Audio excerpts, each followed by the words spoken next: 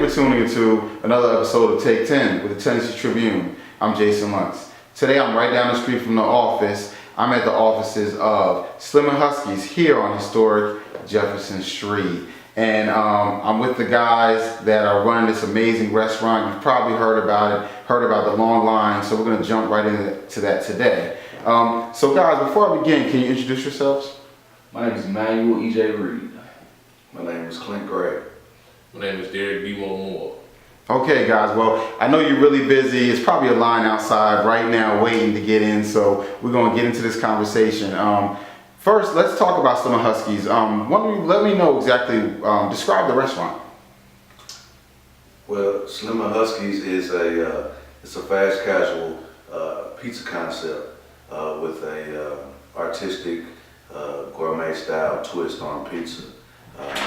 We started our vision about 2.5 years ago and turned an old garage into like a mad pizza science lab. And so we would just stay there, day in, day night, teaching ourselves how to make pizza. I guess, now we're here and the neighborhood is excited, the North Nashville neighborhood is excited.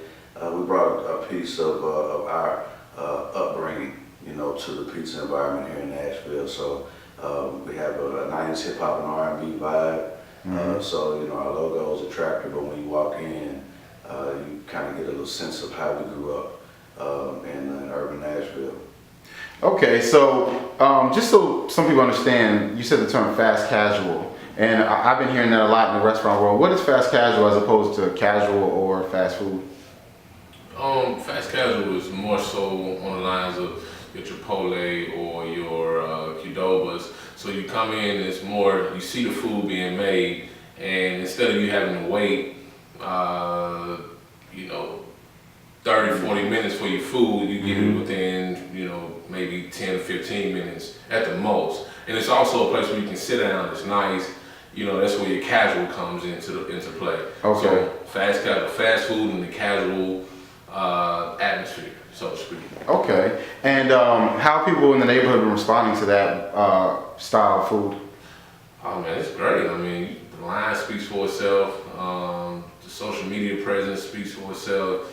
The article speaks for itself. And I mean, I think people just are really embracing the fact that, three young brothers are trying to put something in the neighborhood that benefits everybody. And that's food, that's jobs, that's just being an example, all that. So it's been great. That's one comment we get all the time, just the pride factor. They're just proud of the fact that it's, you three young African American males are just doing something positive and it's nice. I think that's the whole thing about it. It's like the food is excellent. So aside from who we are as people, it's just a great product. So whether if it was an Asian or a Hispanic or a white person had the same product, people would still mess with it, but it's their pride factor. The fact that people are willing to stand in line and willing to, be late from lunch, going back to work, you know what I mean? Yeah. Just to get it, and they'll say, I'm taking my boss something, so he's cool, you know what I mean? It's worth it. It's just that whole, like, that being proud of, we have something in a neighborhood that's rapidly gentrifying, so. Well, that leads me to my next question. What made you choose Buchanan Street? So, Buchanan Street, like, if you're black and you're from Nashville, you got some roots in North Nashville, whether that comes from TSU, Fisk, Meharry, just your family, growing up. But we've always valued the North Nashville area. I'm from South Nashville, they're from East Nashville. However, we all went to Tennessee State, and I think Derek and I both were cutting grass throughout North Nashville. That's where, a lot of the small black business owners were, creating a lot of their commerce, when we were kids. And so, we remember Buchanan where there was business flowing. I remember, my dad sending me to the dry cleaners, which is now Mobile's Barbershop, but to go get, pick up clothes for the family. Remember eating at Sins, getting a good meat and three back in the day before the meat and three phenomenon took off, you know, for Nashville. Like that was just kind of how we grew up. And then over the years, you know, for whatever reasons, the neighborhood started to take a turn. Like you saw these businesses kind of go out of business and these buildings become more vacant. And we wanted to bring, like EJ was saying, a sense of pride, a sense of, you know, empowerment back to the neighborhood with a dope concept, you know, and one that, you know, kind of mimics what's going on around the city that's, you know, blowing up around us. Yeah. We wanted to bring that vibe to the area that needed it the most. And is it the, and a lot of people talk about the lines, so we got to talk about that. When people on Facebook, they're always talking about how much they love the food, and they notice that it might take an hour to get your chance to order. What do you credit to lines? Is it just the pride? Is it that hip hop 90s factor? Is it a combination? I think at the very end of the day, you know, I think everyone will try something once, you try something maybe twice, but if it's not good, you're just not gonna go. Yeah. At the end of the day, you're not gonna wait in the line. Doesn't matter if whose restaurant it is. At the end of the day, if the product is not good, they're not gonna wait. So we feel like just at the very end of the day, we just have a great product. And so, you know, like I said, aside from everything else about us personally, like the artwork, the music, the atmosphere, just extras. Cause there's some nice restaurants in the city in Nashville right now that doesn't have the traffic. Yeah. You know what I mean? Because it's just not that good. You know what I mean? So I think at the very end of the day, it's just about the product.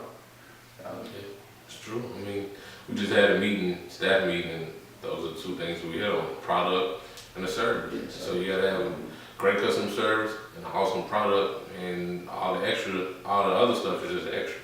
Wow, yeah.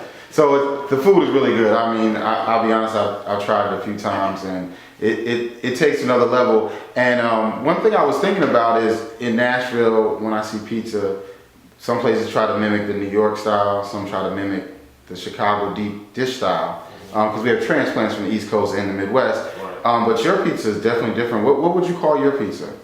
Well, it was kind of funny the other day. Dolowite came in from 101, and he put a post on Instagram. And it was him like eating this big old slice of pizza, putting it all in his mouth at one time, and he hashtag What do you so? but he hashtag. He said this might be the new hashtag Nashville style pizza. Nashville style pizza. And so that's what we want to bring to the table is, you know, this isn't New York style, it's not Chicago style. You know, you know, pizza has an Italian background to it, and with three young African Americans. So we created a new style pizza, and we're from the Ville. So I guess we're gonna call it Nashville style pizza. Nashville style pizza. All right, we need to put that hashtag underneath the bottom of this. Everything. Nashville. Look, we had the hot chicken. Now we got our own pizza. We're gonna just take over the whole culinary world. Right. And my last question is, you know, Nashville. They call it It City now. It's music. It's always been a big part of it, but now the food scene is blowing up, and business as a whole. What do you guys think about the current business atmosphere in Nashville? Business is great. Restaurant scene is even better. So, you know, we got a healthcare scene, we had a country music scene, but the restaurant scene in Nashville is off the charts. And I tell people all the time, you know, Marcus Buggs, who his family owns Cal's restaurant, and I tell him all the time, he's thinking about some concepts, and I tell him, man, it's, you know, the restaurant scene is here for the taking. And I think, you know, young African American men and women, it's, you know, we can do it. I mean, Cupcake Collection, us, Cal's. I could be missing some more, but I mean, it's that Black Rob with, you know, his thing at the weekend and Agenda, and Chef Bassett. I mean, it's there. So I think that, you know, as far as African Americans in a business atmosphere, it's we can do it, and it's there, and we just have to continue to provide a good service and a good product. And that's it. Yeah. We started, you know, a lot of people don't know, but Slim Huskies is a product of a hospitality company that we started called Soon, SOON. It stands for something out of nothing. And that is basically, you know, how we feel about, you know, us growing in business. Is we threw $3,000 in when we were 25, and we planted the seed, and now we're in a position to, bring new concepts to Nashville. So, our concepts are designed to, attract everyone, not just one demographic. We feel as though the products that we create, the vibes that we put out, can be felt by everyone. And that's our goal, is to bring a unified concept, create a unified hospitality company to the market. The only thing I add to what they both said is, in business, we all three believe that, anything can be successful as long as the work, the innovation, and the creativity are there. So, everything else can kind of fall in line. You can figure out ways to get money. You can figure out ways to, everything is trial and error, so with processes. But, if you don't put the work in, if you don't have a solid product, if you're not creative enough to position that product, then it's gonna fail. So that's what we step into business, and when we think about business, and when we think about the most successful businesses here in the city, we know all three of those things kind of really have intersected in a really deep way to make it create a special concept. So. Yeah, I add one more thing. And then in addition to that, I think a lot of businesses, I won't say we got all the answers. Absolutely. But we got a lot to learn. We're only 32. So, but we've been in the game for a little while. And I think just the camaraderie that we have, we have the same goals, same vision. We might have a different way of getting there. Or meeting that goal, but once we put it all together, and we understand our roles, operations, marketing, sales, finance. This is how it's been since the beginning, since we had the green truck. So I think when you put all those three things together and you fine tune it, it just works. And I think that's the success of us, and I think that can be the success of other businesses to follow. Oh man, that's great, man. I really appreciate your time. Before I let you go, what is your website, social address, anything you want to share? Anything Slim and Huskies is always going to be at Slim and Huskies. Huskies is spelled Huskys. And our website is www.slimandhuskies.com. Well, I really appreciate you guys allowing me to come in your busy schedule today. Keep doing your thing, and at the Tribune, we'll keep supporting. I really appreciate it. And once again, you've been tuning into Take 10 with the Tennessee Tribune. I'll see you next time.